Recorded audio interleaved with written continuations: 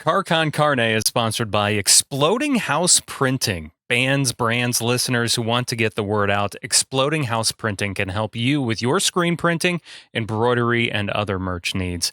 Exploding House delivers production efficiency and cost awareness to offer boutique print shop quality at much lower large print shop prices.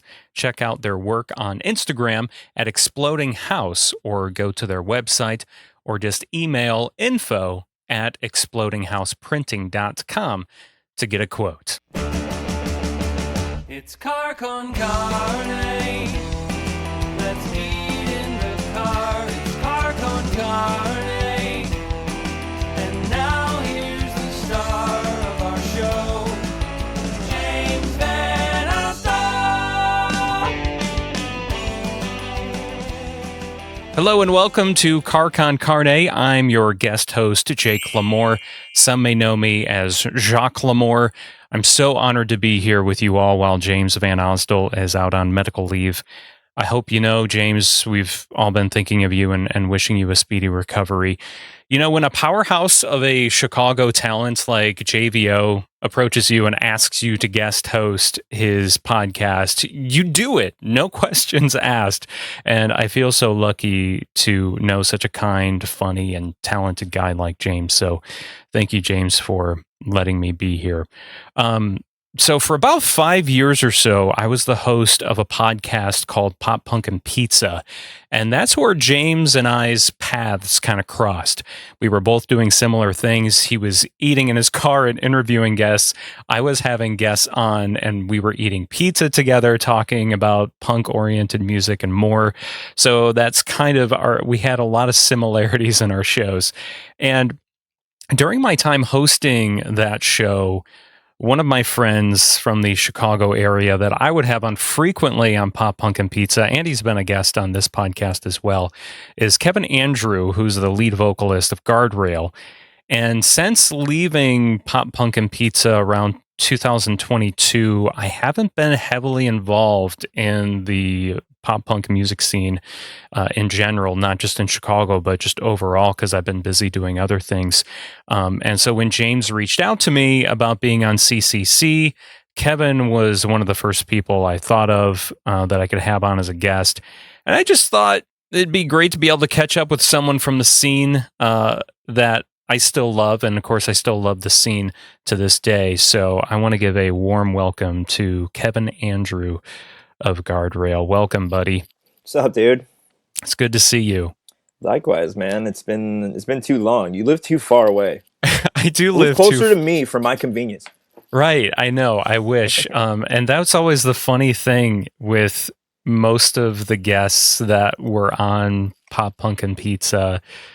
They were primarily from the suburbs of Chicago or the city itself. And I'm like, yeah, I live in Bradley, Illinois, or I live in Kankakee, or I live in Manteno. Sometimes they would know where that is, and their first reaction is like, wow, you're really far. And then the other reaction would be like, I don't know where that is. Yeah. So, if I ever like brought up where you live to anybody, they'd be like, where's Manteno? I'm like, right. Where Kankakee is? And they're like, kind of. I'm like, well, it's over that direction. Right. Yeah. And so that would be the common thing. But I think one time, and maybe it was one of the last times we talked on a podcast together. I think you guys actually came to my house, didn't you? Didn't you one time come down here? At least once I've come out to your place. Yeah. Yeah. And it was a hike, but yeah. Right. That's it was worth it. It was worth the journey. Oh, thanks, man. I mean, I would hope it was worth the journey. Anyway, it's just great to see you and catch up with you. You just got married, so congratulations. That happened just this year, right? It was on Halloween. Oh, of course it was. And you probably played the Blink song, right? Or no? We, I mean, everyone that when I say like, oh, we got married on Halloween, they're like, that makes sense. Yeah, because we got tattooed during our ceremony. We got a little bat with a 31. Oh, of the bunny, the Blink bunny. That's awesome. So, but yeah, so it was cool. It was a blast. It was very DIY, and we were just happy that all our hard work paid off. Mostly my wife Larissa. It was mostly a lot more of her work than mine, but yeah, I yeah, it was just a lot of hard work, and glad it paid off, and we had a great time. So Well, congratulations to you and Larissa. That's awesome, yeah, man. thanks, man. Thanks, man. So Guardrail is known as not as pop punk actually, as diet punk, as you guys like to call yourselves. Yes. Which which I've always loved about the band. The band just turned is it 11, 12, 10? Uh, I yeah, think it's 12 almost. 11 Almost and a 12. half. 11 and a Okay. half. We Okay. actually, you played the very first Guardrail show ever And on that was bass. 2014, right? 2014, yeah. Okay. So yeah, we're not quite it to was 12. summer. It was summer. So yeah, about half a year. I remember it was 7/11. It was July 11th. Yes, So that's right. well, I remember after that show going out for my buddy's birthday, and that was his birthday. It was 7/11. So it was my friend's 21st birthday. So he was like super stoked that. So it was like, well, I can't miss your 21st birthday. So we played this show. It was with Patent Pending Yep. at Penny Road Pub. That's a lot of P words. And yeah, a lot of P's, just like pop punk and pizza. Yeah, can't escape the P, dude. Uh, but yeah, we had a bass player for one practice. Was a guy that Ken and I went to junior high with, named Jesse, and he was super stoked on it. But he's a nurse, and his hours were crazy, and he made it to one practice, and then we had the show booked, and I was like, Jesse, I know you know that we love you, but we got a show to get prepared for, and you've been to one practice, and I think we're gonna go with someone else. He's like, that's totally understandable. So we're still friends. I barely get to see him because of his job. He's like a traveling nurse now and stuff, out like actually they saving get paid lives. really well. Yeah. So he's like never in town. He came to a Guardrail show like 2 years ago. I think that was like the last time I seen him. Was he also a Ken no or a Kevin? No, there's He wasn't. a lot of other Okay. Kevins that were. Yes. I think there's like been 4 Kevins in Guardrail. over Yeah, the that years. sounds pretty accurate. It's too much. It But should have been like the I don't know if they're still around, but you remember ever hearing that cover band called Five Guys Named Mo? I don't know if that rings a bell, but No, that's yeah, hilarious. they played a lot around in the Chicago area. Maybe it was more in like the south suburbs. Okay. And they were called Five Guys Named Mo. So it should be Five Guys Named Kevin. You know. Well, before Guardrail, Ken and I were in a band called Save Yourself, and at first that band was 4 guys, and it was Kevin, Kevin, Kevin, and Ken, which is like almost Kevin, Yeah, just 2 letters off. So, I remember that. We played shows together. hmm That was so much fun. Yeah, yeah, Wild, man. those wild times. Yeah, that was like 2011, 2012, something like that. Yeah. So wild times. And Ken and I have been playing music together since we were in high school. And I was talking with him the other day that next month, we couldn't remember the exact date. We remember it was somewhere in the middle of January. But next month will be 20 years since the first show he and I ever played together. Oh my gosh.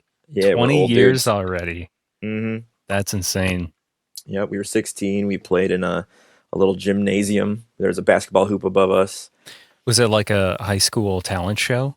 No, but it was just like some local, shitty bands playing in a gym, and first time I had ever performed music in front of anybody. Was it And covers or did you guys write something? it was mostly originals. I do remember that we covered "When I Come Around" by Green Day, Yes. and then we sang "Happy Birthday" to a friend of ours. I remember.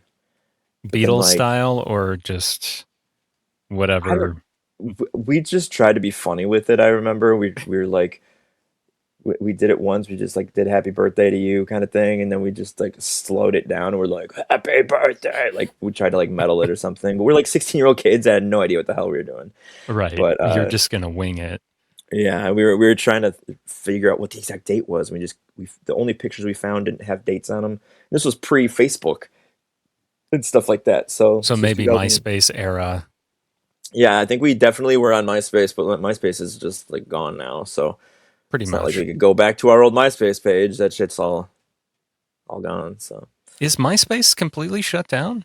at this point? As far as I know, um, Okay. I do know that they like a few years ago there was like some sort of like data breach or error or some shit like that, where just every photo that was ever uploaded to MySpace's servers was just deleted. So that's just gone. So even if MySpace was still around, all those photos and stuff would have been gone Right, anyway. and So that's what we all would want to go back to grab anyway. At least I I know know. that's what I was doing once in a while. In fact, I still get emails from Photo Bucket saying, "Hey, if you want those photos, That's nuts. yeah."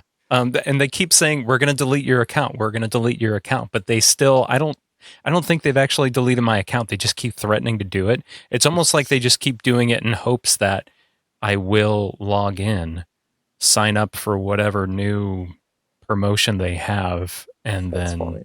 yeah. So it's just interesting to watch how they're marketing themselves these days in 2025. Man, Photo Bucket's just so obsessed with me. I mean, honestly, there's probably photos on there that I don't want anyone to see. So, but maybe they've finally deleted them by now, which I think I would be fine with at this point. So, There are photos, a couple photos from the first show that we ever played on our Facebook that like Ken had uploaded to Facebook after he finally got a Facebook. Like, yeah, here's a bunch of old photos from the last like couple years. So there are photos of it that are in my tagged photos on my Facebook. So I was able to find them and actually be like, look at baby Kevin. He's so small and skinny, and I was wearing like baggy jeans and a size probably youth large Less Than Jake t-shirt. I do that's remember that. awesome. I didn't even own my own bass yet. I'd been playing bass for like, I had a guitar, but I'd been playing bass for like 3 weeks maybe. I just joined the band because I was like,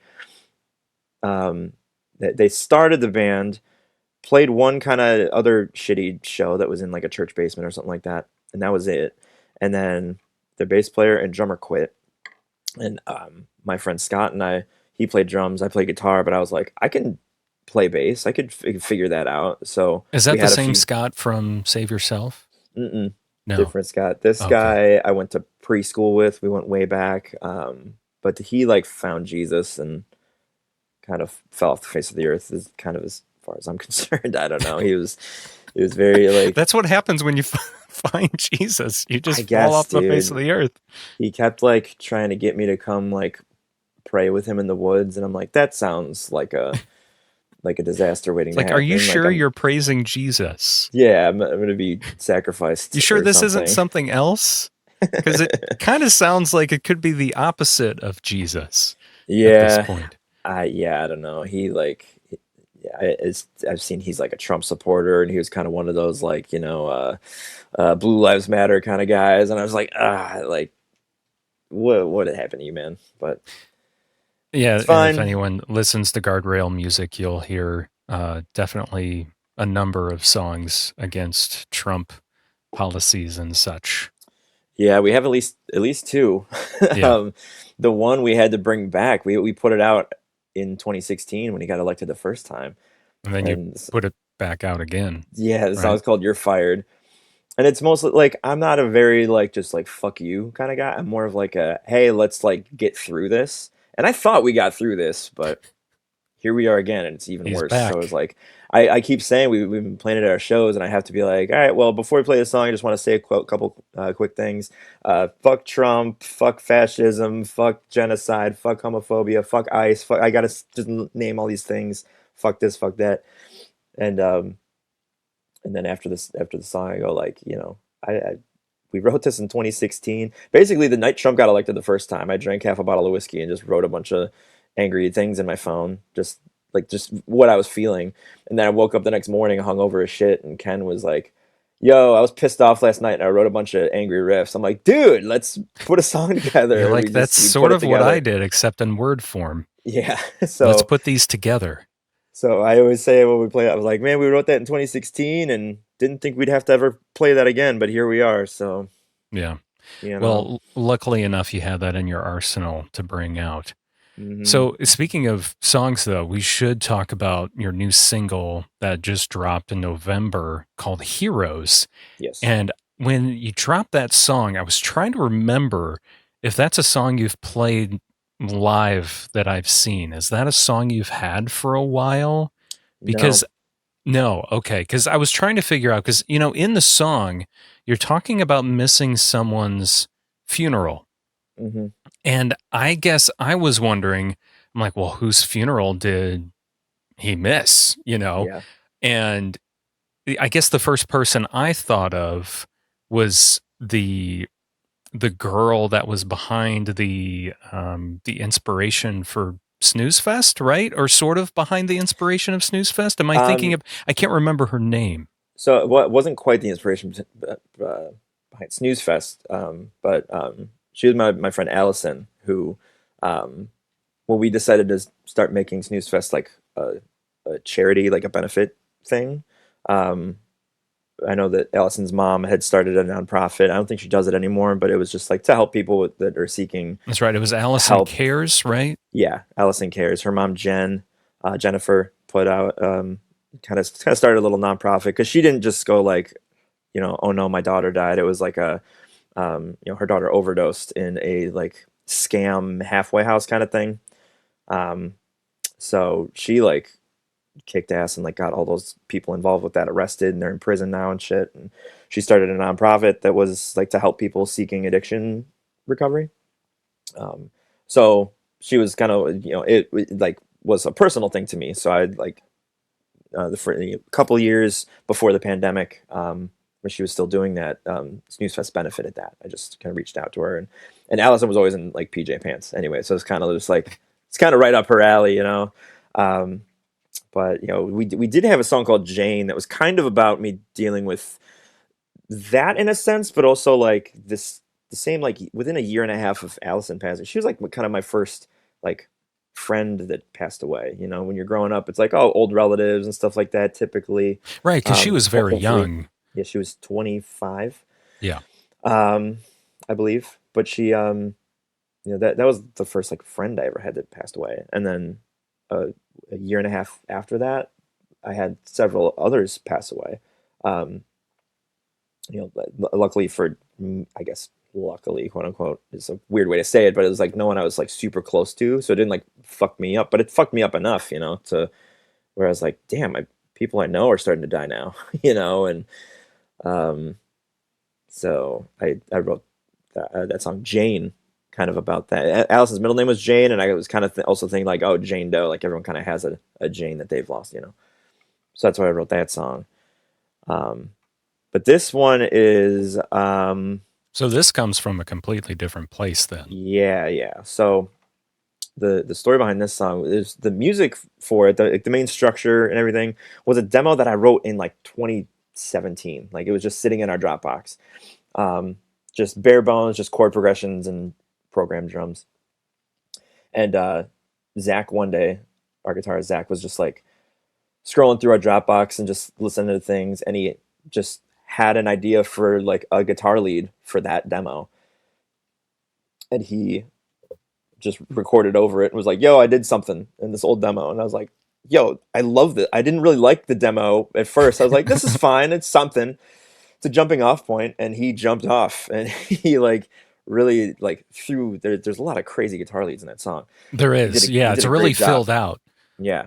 So it like kind of revitalized that song, and it was matching the vibe of the lyrics I was trying to write, because I was trying to write this song because about 6 months apart from each other, I lost Drew Neely and my friend Robin, and so yeah, 6 months apart, I played two like tribute shows for dead friends, which sucked. I was like, we gotta quit meeting like this. Yeah. Um, That might have been the last time I saw you in person. Was that because you were at that show for Drew, right? That yeah, benefit show? Dave Gomez and I were the ones that like put that together.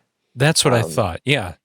and we put that together when Drew was just in the hospital, and it was supposed to be like a benefit show to help with his hospital bills. We Right. didn't even announce it yet. We were like about to announce it, and then he died. Like it was kind of sudden because he was in recovery. They were going to move him to I don't know how much of this is TMI, but he just like had a heart attack and died like before he could get to the rehab place.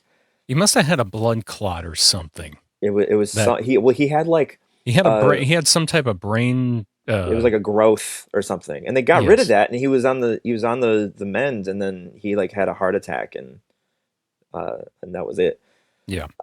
So we're like, so Dave and I were like, we got to still do this show like in his honor, and so we did, and we just then that following October, um, my friend Robin passed away, and she was also young. She was only like 25, and um, she was in a band called Reject My Reality way back when she was like 14, 15, and I like kind of kept in touch with her, and like some of the dudes from that band, like I'm still in touch with to this day, like Eric, Deebs. He's in Wilmette now, and I think one of the other guys is in Wilmette now too, and stuff. So it's like they've been around, and weird kind of small world thing is that Robin's sister Tyler is now in Guardrail. Oh wow. Weird, kind of just it just worked out that way because Alyssa and Doug, our bass player and drummer, um, about a year and a half ago, kind of decided that their time was up. Kind of, they're just they got just life things happen. There was zero bad blood. They still come to shows all the time. Doug played with us earlier this year in Montreal, and Alyssa's hopped in once for a show, but also just jumped on stage and sang songs with us and stuff. We went to her wedding in September, and That's um, awesome. and her family convinced her to have us get up and play a Guardrail song at the That's wedding, which great. was so funny because the song we did was our song Guilt Trip that she sings. And that song's about like her shitty ex-boyfriend. And she's like, well, I never thought this is a song I'd sing at a wedding, let alone my own wedding, wearing a Oh my wedding gosh. dress. But here we are. And That's like so her great. her family were like moshing and stuff, just like her aunts and uncles and stuff. It was pretty hilarious. I mean, if you're inviting Guardrail to a wedding, I would expect something like that to happen. I know. We were just like her one aunt whose dog is in our music video for Christmas with my dog. Um, I think her dog's like the first dog you see like ripping through wrapping paper rolls. Um, she like loves Guardrail, and she was just like, "Oh my God, this is the Guardrail table. This is so awesome. I'm your biggest fan." And like she took a picture with us afterwards and stuff. And she and Alyssa's sister were like the ones that were, I guess, convincing her like, "You gotta have Guardrail get up there." Um, it was just me and Ken and Doug, our old drummer. Zach was actually at a different wedding in Greece, so he was Oh out of town gosh. for that. Yeah. Um, so then all of a sudden I hear like, "Hey, Kevin, can you come here? You're being summoned." I'm like, "Did they convince her to do it? Did they convince her to do it?" I walk in, they're like, "They want us to play Guilt Trip." I'm like, "Let's do it." And like the wedding band that they had was just it was in a small town in the middle of the Upper Peninsula of Michigan, so it was very they were limited in their options of their entertainment. So they had this like little wedding band that was all people in their like 50s and 60s that were playing kind of a little of everything, but it was mostly like older songs. And I at one Sure. point yelled Slayer, and the keyboardist was like, "Absolutely not." And I was like, "Oh, what?" Like, so we got up there, all their tones were trash, but we were just like, "It's fine." That And we that did just it. makes it all the better, especially for Yeah, a wedding. Let's just I hope know. that that doesn't come back to like failure for their marriage, and then they come back to you and be like, Kevin, this is all your fault Mm. because we played Guilt Trip at my wedding, and now I would say like if it was anyone else, I'd say maybe, but like Alyssa and Matt are just like made for each other, and yeah, no, they're a they're sweet couple. amazing. They're amazing people. Yeah. Um, but yeah, I mean, then so anyways, a year and a half ago or so, it was like earlier 2024. Um, they both decided. So like Alyssa like got basically the job she went to go to college for. Um, and is now Ken also got hired at that company. So Alyssa's Ken's boss, I think. So that's kind of funny. So Ken's like, if I need a day off or something, Alyssa understands, like, you know, which is great. And then Doug he's got a kid and stuff, and he also at the time had a very demanding job. And Um, Ken has a kid too. yeah, she just turned one in September. So Wow. yeah, crazy times. But So we were thinking like, who could we get to replace these two? It's kind of hard to fill their shoes because they're both like, you know, great musicians and great like personalities. Um, and our first thought was Tyler, because we were like, well, Tyler's kind of the Alyssa of Ghoul for a Goblin, like badass chick bass player slash backup singer. So I asked her, and she was like, "Fuck yeah, let's do it." It was like that easy. And we're like, "Well, damn, okay." So she just hopped in, and then just weird, like coincidentally, we didn't like plan it this way, but Heroes happened to just be the first new song that we had ready. We wanted to put out a song by the end of the year because we hadn't really put out anything actually new in a while. So just happened to be the Since first one. 2023, you had a full length record come out, which I completely forgot until I was prepping for our conversation, and I was like, I forgot I had a little part in this record. Yeah, you did the intro. I kind of forgot. It just escaped my mind too, but Yeah. yeah, we did a little No Effects parody in the intro. And that was so awesome. I had completely forgotten about it, that it was on content. And yeah, I'm just it like, shit's on vinyl, bro. right, and it's on vinyl. Like I finally made it to vinyl, you know. I still need to get a copy of that. But yeah, we got a few left. We're running low on those actually, so I'll set one aside for you. Oh, thank you. But but yeah, fucking because you had your son on Yes. that too. And I was trying to remember because you hear two kids' voices, and it's been 2 or 3 years at best since that was recorded. The other kid's voice was my friend Justin's daughter Gwen. Okay, that's who it was. I was trying to figure out. I was like, I don't think I had two kids. I was like, I think it was just Owen. Am I missing one? You're right. That's what I kept thinking. I'm like, who is the other kid? And honestly, I did not even remember that the other kid came from you, that you had collected. I completely forgot about that part. But I blended their voices together, and it sounds like we're all in the same room. When we weren't. Yeah, and it helps that you kind of put the filter on it and stuff in the same way that No Effects did on theirs. And for anyone wondering, it's the first song on the record. Seriously, and Justin was like my friend. He's still one of my best friends to this day. We met like the summer before high school. What's Justin's last name? Because I feel like I know him. Johnson. You've probably met him before. Yeah. Very tall man. He was like kind of my intro to like a lot of punk rock and emo, and like most importantly ska. He taught me about ska, and he loaned me so many CDs that I burned, and like old like Fall Out Boy and stuff like that. And then also just he was like, "You don't like know really what ska is?" And I was like, "Not really." I had an inkling. He's like Superman by Goldfinger from Tony Hawk. It's that kind of stuff. I'm like, oh, okay. So he's like, oh, I'm going to bring you CDs. So the next day he showed up to school with Less Than Jake, Real Big Fish, Save Ferris, Five Iron Frenzy, just a bunch of ska bands. And was like, here. And I just fell in love with that. And like now I have a Less Than Jake tattoo. And like, That's awesome. I would love a Less Than Jake tattoo. Yeah.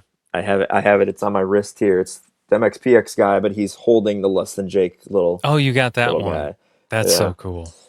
But that's awesome. But yeah, so he was one of my groomsmen in my wedding. So we were still like good friends. So I was just like, "Yo, does your daughter want to be in a punk rock album?" Because his daughter also loves like the Aquabats and stuff.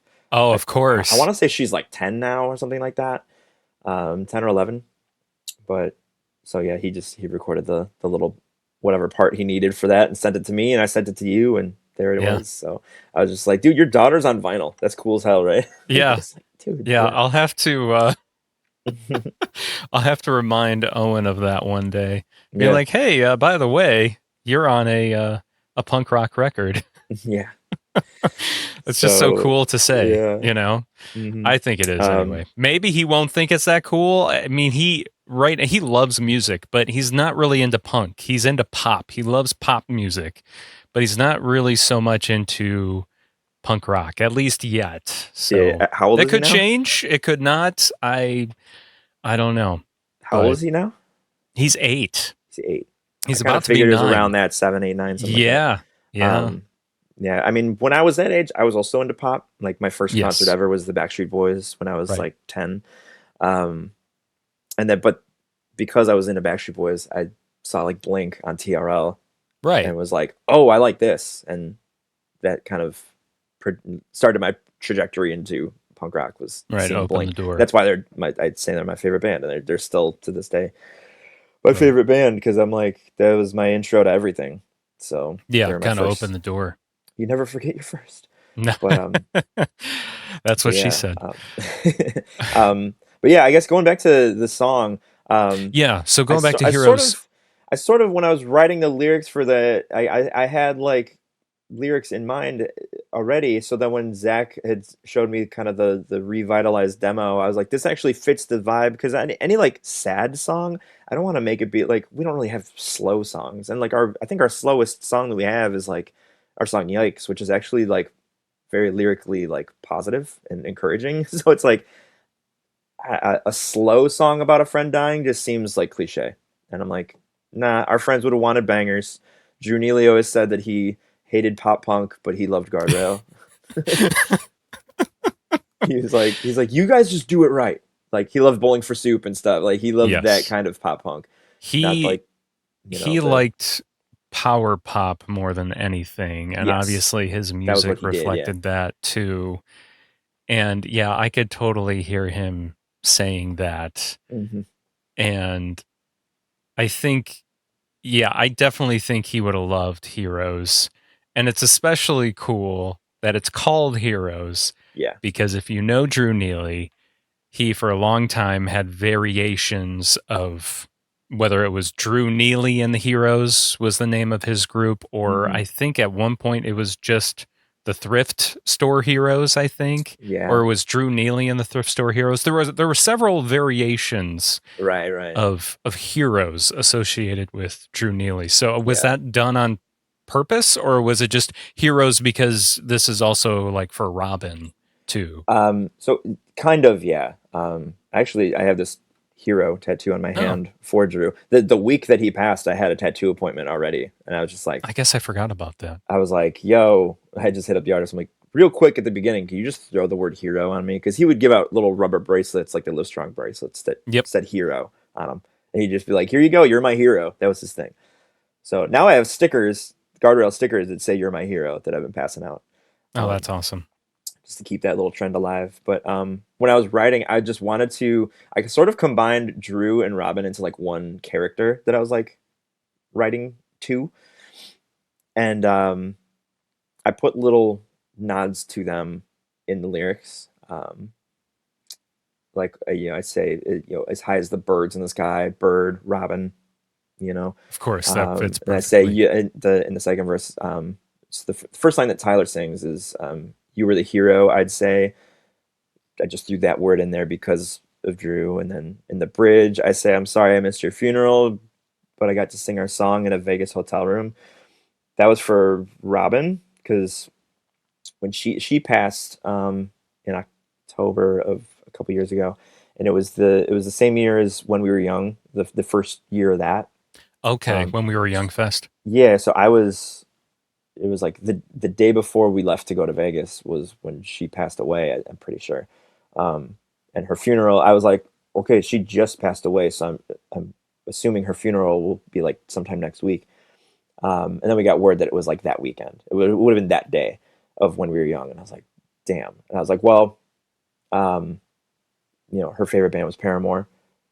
Paramore was playing that. I'm like, I'll just rock the fuck out to Paramore. I'll probably cry a lot. Like it'll just be like a good way to like, you know, do something to commemorate her to myself. Sure. But that was the year that When We Were Young got canceled that day because of the windstorm. Oh, I forgot about that. So I was like, well, fuck. So as soon as that got announced that it was canceled, I just started drinking. It was like 10 a.m. and which is 8 a.m. Chicago time. So it's crazy that I was drinking that early. But so then we Well, just were like hanging out in Vegas. There's all these like displaced emo kids just wandering Vegas, just like we don't know what to do. And it was crazy wind. Like we just seeing like things falling off of construction sites and shit. Like it was bad. Like they made the right call. Um, But Shane from Silverstein like hit me up and was like, "Hey, I'm gonna just play songs in my hotel room for the like Patreon members of my podcast. Do you want to like come up and like quote unquote open for me?"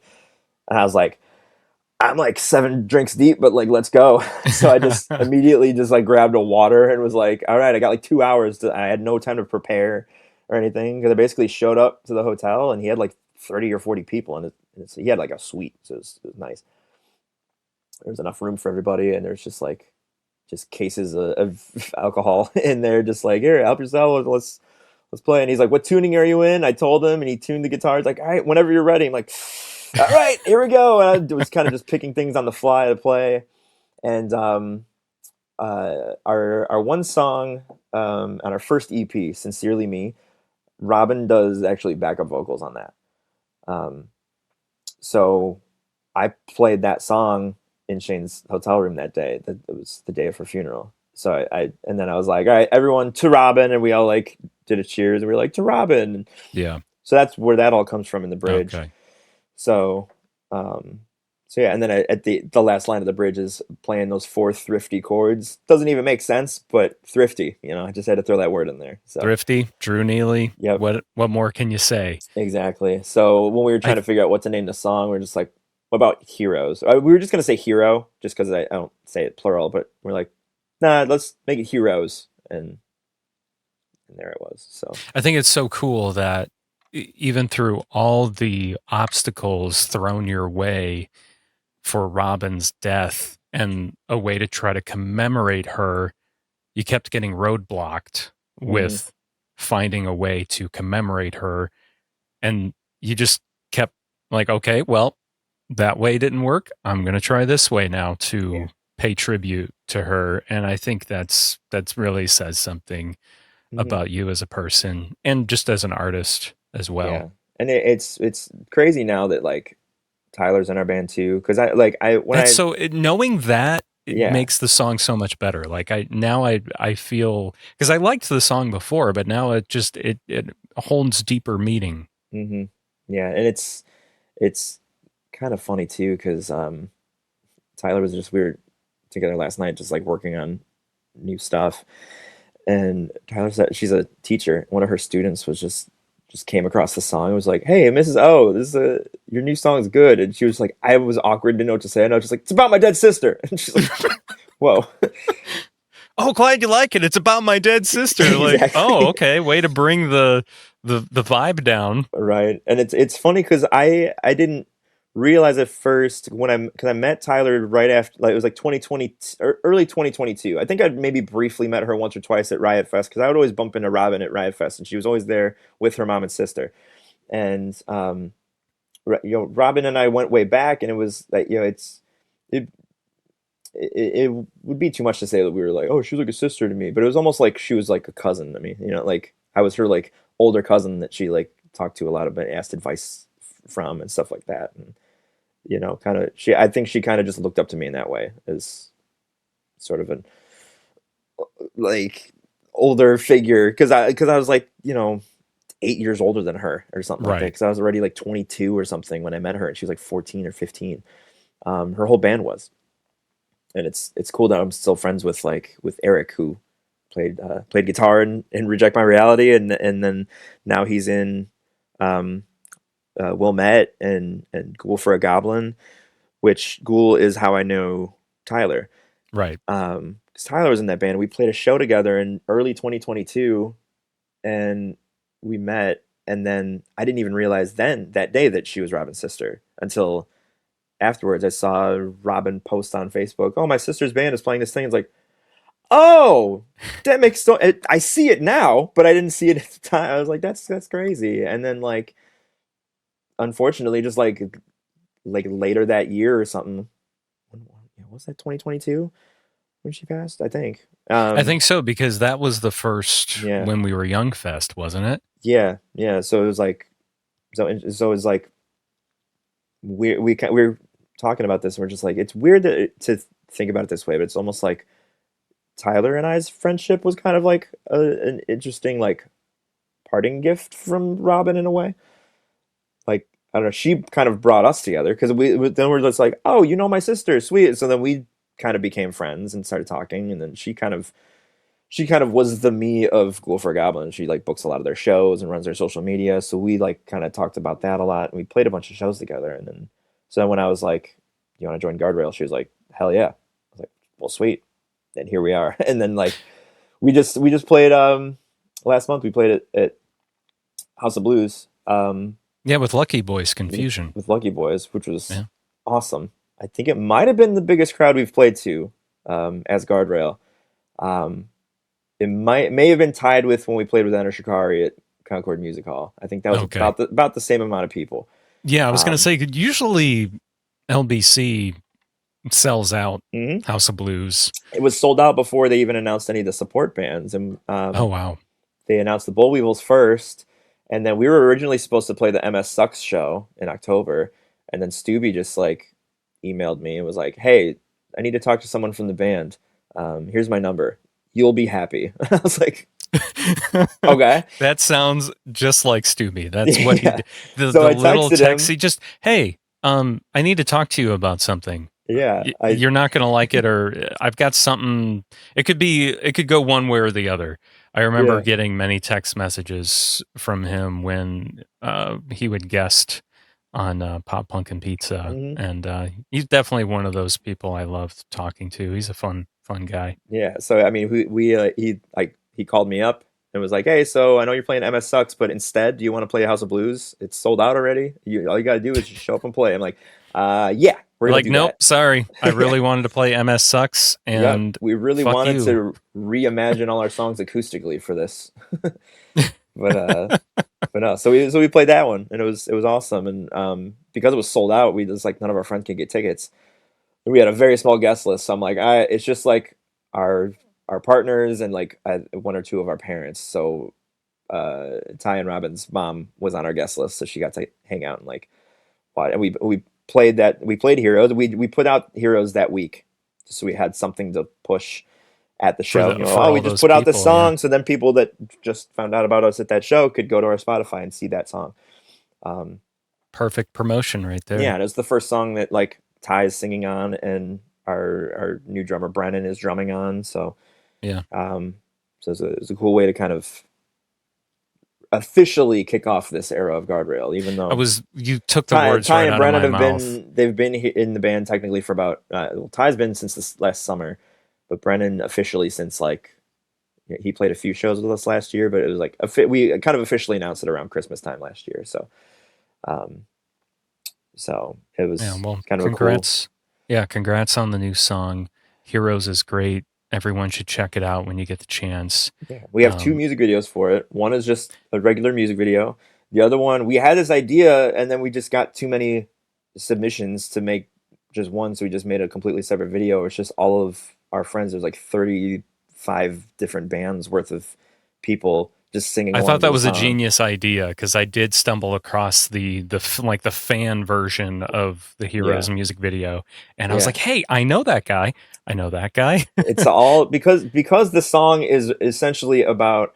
It's not just about like a friend passing away. It's about like a friend passing away who was a musician, and you get to still listen to their songs even though they're gone. So I can still listen to Drew's songs, and I get like Reject My Reality is still on Bandcamp. You can go to Bandcamp and check them out, and they have like an EP up there.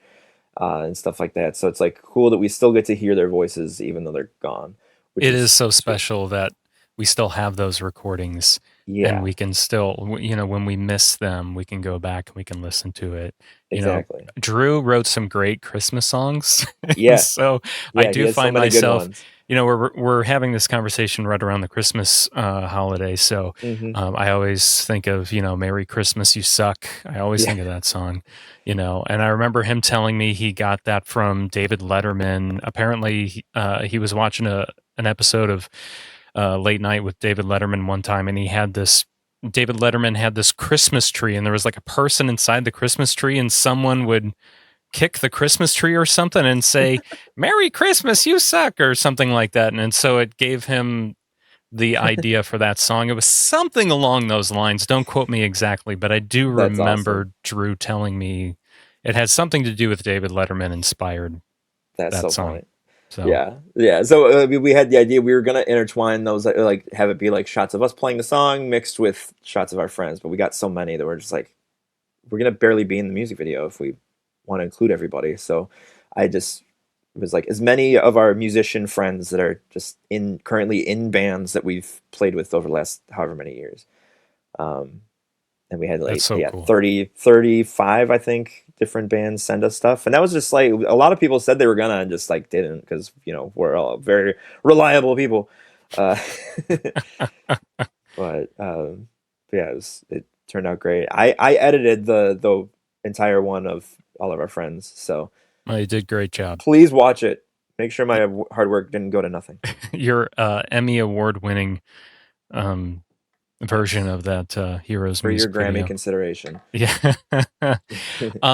So before we close out, I wanted to make sure that we talked about Snuzfest. If Hmm. people happen to be listening to this before the annual Snuzfest, so Snuzfest is an annual show that Guardrail has been putting together. In 2026, it's 16 years, which I am completely blown away No, that it's it's just been 10 that long. years.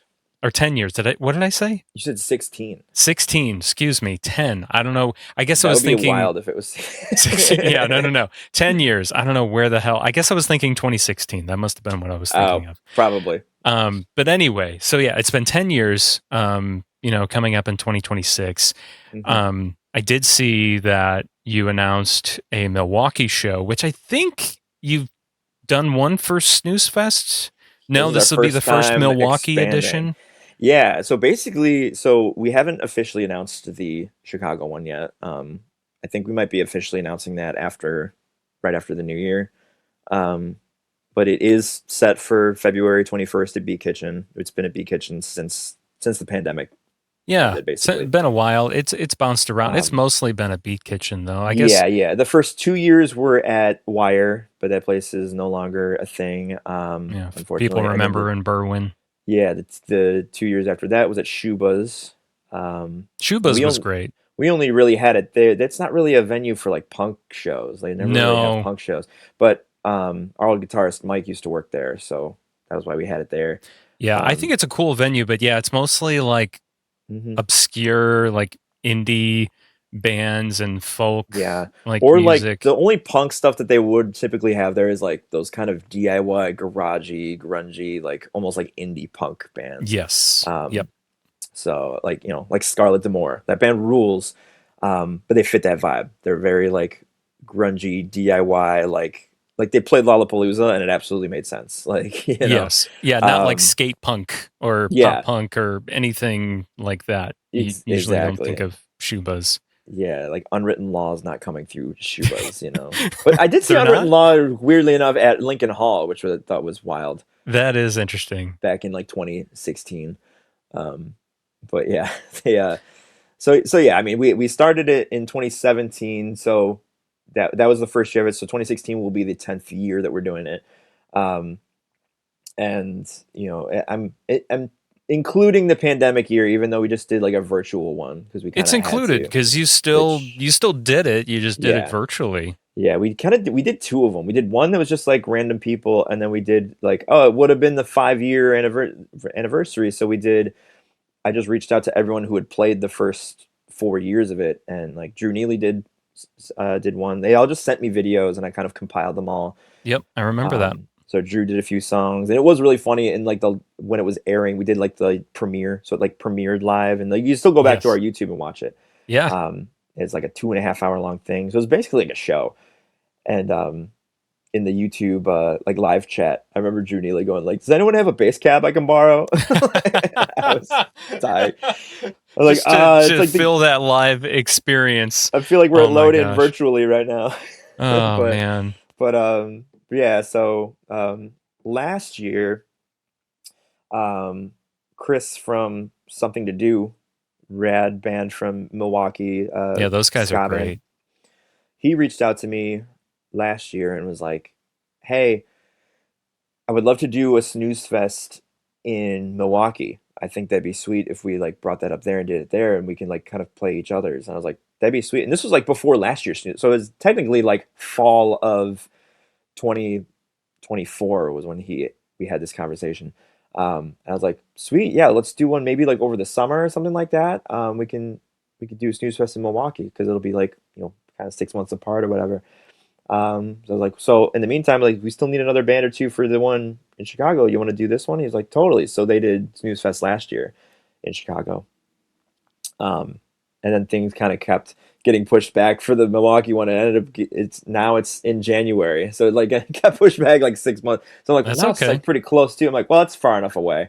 Like It's far enough away, and the cities are far enough away too. Yeah, it's going to be exactly. a different crowd. So it's that one is set for. They kind of just put the bill together themselves. It's not as big of a bill. It's a 5-band bill, whereas Snuzfest here in Chicago is 8. But it's something to do doing that one. They're going to do the Chicago one again this year too. So that I can at least say. So they put the bill together, and the bill for the Milwaukee one. I think I mentioned this. It's January 31st. Yes, January 31st. It's something to do. I voted for Kodos, us, Gold Steps, and a band called Lefty Lucy, who I don't know, but like I love that name because it's Lucy like Lucifer. Yeah, I noticed the spelling. I was like, oh, I see. And Gold Steps played Snuzfest a couple years ago, so that's cool. Like they're a great band too. We've done a weekender I know with them Something to Do. I know Gold Steps. Both of them have been around quite a while. I voted for Kodos. Cool, small world, full circle moment for me personally is the first like real big rock show that I went to was Warped Tour in 2006, and I voted for Kodos. Was a ska band way back then, from Milwaukee that played the Kevin Says stage at the Chicago Data Warped Tour. Oh no way! I knew them from like MySpace and stuff like that. So I like saw them play. I was like right on the barricade for them because there was like I don't know maybe 40 people watching them, and then I met them. They were the first band I like met. So they're like celebrities to me, but they were just like this local band from Milwaukee. Right. But when you're going to your first Warped Tour, everyone is a celebrity. Exactly. I was like, and for some reason their name doesn't stick out to me, even though they've been around that long. I don't really remember. Well, they weren't around much longer after that, and they split up. And then like within the last year or so, they started playing shows in Milwaukee again.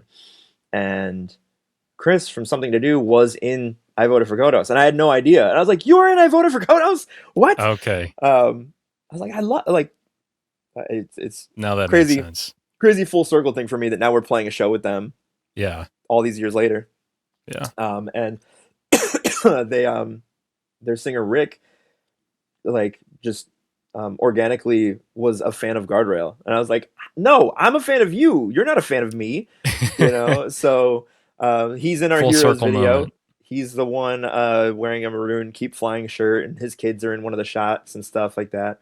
And he was just like, I'm going to jump up on stage and sing that with you. And then he was like, do you want to sing a song with us? I'm like, dude, 16-year-old Kev would be stoked. Absolutely. So it's just really cool. It's really cool for me. It's probably not cool for anyone else, but for me, I'm like, oh, this is like super cool. That like if I could just like tell 16-year-old Kevin like, hey, this band that you're like super stoked on, that you're watching right now at Warped Tour, like really looking up to, and you're gonna like play a show with them, and they're gonna invite you to sing a song with them. Like that's just cool. And they're such a cool band. They were almost doing like what Keep Flying is doing now back then, where it was like their first record and EP was like very ska, but then their second album was very like it was almost like ska emo in a way, like almost like power pop with a horn section. And and that's kind of what Keep Flying is if you've never listened. Yeah, exactly. So I was like, man, they were ahead of their time. So yeah, kind of like I've always called Keep Flying like a modern day version of Less Than Jake, pretty much. Absolutely. So I'm stoked on that. It's gonna be cool. The proceeds for that one are going to benefit some, I forget which, it kept changing, so I can't remember which one they landed on, but it's going to benefit a nonprofit out in Milwaukee. Awesome. Keeping that trend alive. And then, it's Snuzfest Chicago. Who will that benefit then? That's going to go to the Hope For Us Network again. We've been doing them for, I think, since we pandemic, came back from the pandemic. Yeah. Yeah. So they're friends of ours. Christina's a friend of mine who works with them. It's basically people that used to work for Hope for the Day that there's a bit of some scandal with them back in the day, so a bunch of them split off and were like, let's do our own thing that's not associated with this scandal. So that's them. So they're still Yeah, doing stuff, and and that's perfect, organization based on, mental health and suicide prevention and all of that. And mhm. that's great for this time of year because obviously people are usually feeling it heavier in the winter months than they are in the warmer months. Yeah, So it's really a perfect time to benefit an organization like that. yeah. I mean, shit, I've been feeling it. This year is like kind of sucked. There's been some great moments, like my wedding and like the cool shows we've played and stuff like that. But like between just like me dealing with like my job situation, I like lost my job last year, and for the last like year and a half, I've been just like trying to find a full-time gig. Like I just got a bunch It's of tough. part-time gigs now, and like in at the end of January this year, my dog Gnarly like broke her back and like needed emergency surgery, and My God. she's still like paralyzed in her back legs. So she's a Jeez. little roller dog now, but she survived the surgery and everything. And like if anyone listening to this that like helped out with that, we were like literally we had to take her to a surgeon in Indiana because it was a third of the price out there to do, but it was still like thousands of dollars to like basically she came down with IVDD, which is I don't remember what exactly it stands for, but it's something with their discs and their spine. These long dogs. I have two wiener dogs. For anyone that doesn't know, I'm a huge wiener guy, um, in so many different ways. No, but, I was going to say there's so many things I want to say right now, but I'm just going to keep my mouth shut. oh goddamn, choking on my wiener. On your wiener? But but these long dogs, they're prone to this disorder where like their discs in their spine are more prone to being like ruptured, and she ruptured two discs in her spine. Like I kind of happened out of nowhere. Like that morning, I left for work. She was fine, playing around with the other dog, and it was great. And by 9 p.m. that night, she couldn't walk, and we had to take her to a surgeon. They got the surgery. There's like a 1 in 10 chance that she wouldn't have even made it through the surgery because the Oh, surgery was wow. basically to stop the damage from spreading through her spinal cord. Yeah. Because basically the reason she can't walk anymore is because of that damage. The brain signals can't get to her They're legs not properly going anymore. to the proper places. So she's been in physical therapy ever since, and given her acupuncture and stuff. And like her legs do things every now and then, but not enough to walk. But when we were on our way to the Indiana like surgeon, I just put up a GoFundMe. I was like, I've never done this. I'm not one to ask for help like this, but I'm like, she's like my daughter. So I was like, some people I think might be, sympathetic to the issue, and throw us a couple bucks and whatever. A lot of our friends all love Gnarly. Like she's a crazy dog, but she's like Who the doesn't only love a wiener dog, though? I mean, exactly. everyone loves your wiener. Exactly. And people donated like almost $5,000 to that thing. It was crazy. So like Well, it I'm paid I'm for her glad you got. wheelchair. It paid Yeah. for her. My luckily, also shout out to my parents. They just like paid for the surgery. They're just like she's basically our granddaughter. Like we will help. And she's their grand wiener. And so it paid for a lot of her physical therapy and and everything that we needed. She has to wear diapers now because she's not incontinent, but she'll get stoked and be like bouncing around, and she might And bounce a little it'll pee out of just her. Um, but it happens to my wiener sometimes too. oh no. Sorry, I'm trying not to, be immature about this, but How can you not? uh, How can you not? Yeah. So I mean, anyone who donated to that, like, I can't say thank you enough because and a lot of it was people just like from our music scene that just. Some people gave us like $100 or $200, and other people gave us like $10. It was just like what they could, and it was just like the gesture itself was just like insane. We just like we felt so loved. I was like talking about it at my wedding, and I started to cry in front of people. I was like, I can't, and I just gave the microphone to Larissa. I'm like, you talk now, aw, because it meant a lot. We felt so yeah, loved, and like kind of just like yeah, it was just like it was overwhelming. Every time I yeah. opened up GoFundMe, I'd see, oh, it went up by $400, and I would just be like, oh god, our friends love our dog. They love So your wiener. yeah, exactly. exactly. So shout out to the wiener love, all the wiener love that we got. Uh, Gnarly is still like she still can't walk anymore, but she kind of just like drags her back end around like a seal, and she's happy and healthy. She don't give a fuck that half well, her body doesn't work. She's still it doesn't phase her. She's just like, well, this is me now. Which I wish I had that type of resilience. me too. I need to work on that. I try to work on that every day. It's hard. Yeah, It honestly, is so hard. I'm just like, man, I see her just going like, she still like antagonizes the other wiener and just is like, fucking chasing after her and growling and like The picking fights wiener with her. chaser. Yeah, dude, we got wiener battles all over this house. It's crazy. So she's still happy and healthy. Like otherwise, she's great. So crazy. So, but it's like, yeah, between that and just like, just all kinds of stuff, Yeah, and my just family stuff and like family members dealing with stuff, and it's been a rough year for a lot of people, and then not to mention just I hear everything you. with the government. Oh, just the Yeah, state of things in the world is just like, oh my god. So it's there's a been a lot rough to year. Yeah, I there's a hear lot you. to get down about. So Always. You always got to yeah. look for the lights no matter what.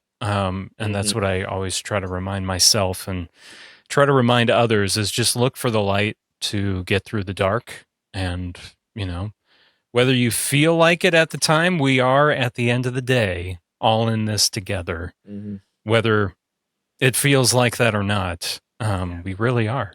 So, What I've been saying when we do play our "You're Fired" song, um, like it is a anti-Trump song in a way, but it's more um, like, hey, we're gonna get through this kind of song.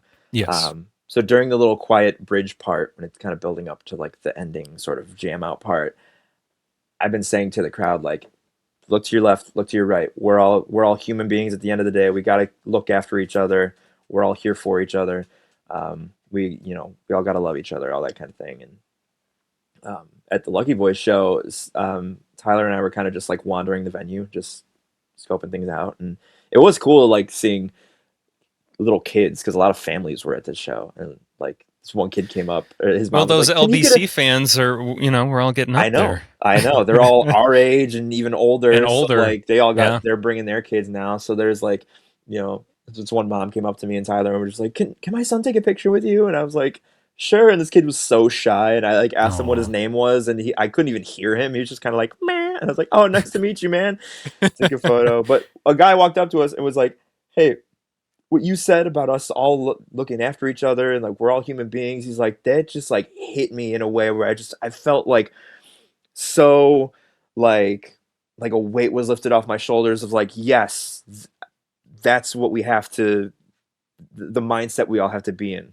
um, Absolutely. we'll all get through this nonsense that's happening, and as long as we all keep looking after each other, we'll be okay in the end. So I agree. you know It all starts, like literally at home, hmm like looking after your family, your friends, your neighbors. Like that's really where it all starts. So, like, if you're doing that, that's at the end of the day, that's what matters. hmm That's what really matters. You're making a difference, even if it doesn't feel like it at the hmm time. So, 100%. Yeah. yeah. Well, I think this is a great way to close out the Mhm. conversation, man. It's been so much fun catching up with you. If people want to find out more about Guardrail, listen to Guardrail, where do they go? We're on all the streaming, Spotify, Apple Music, all of that. We're on like Instagram and everything. It's at Guardrail Sucks on everything. Like, I mean, except for Facebook, but who cares about Facebook? um, Come see our shows. We got Snuzfest coming up. Well, we're at this point also trying to book more shows for next year. Was talking with some other bands, like I was talking with Keep Flying the other day. We might do some shows together, maybe over the summer and stuff. So come see us play, and go watch the music videos that we put out for Heroes, and those are on our YouTube. And I'm also in another band now called Gold Weight. It's a bit of a Chicago super group. It's me on bass and backup vocals, Alex Crook from Bad Planning, who also fills in for Guardrail a lot when Ken's on baby duty. He's singing, lead singer on guitar. It's kind of his little project that he put together. So he's from Bad Planning. Lawrence, who plays bass in Bad Planning, but he plays keys and does backups in this band. And then Chris McGrath from Much the Same on guitar. And then Chris, I never remember how to say his last name, but we call him Pags. He's the drummer of Hot Alice. Okay. The five of us.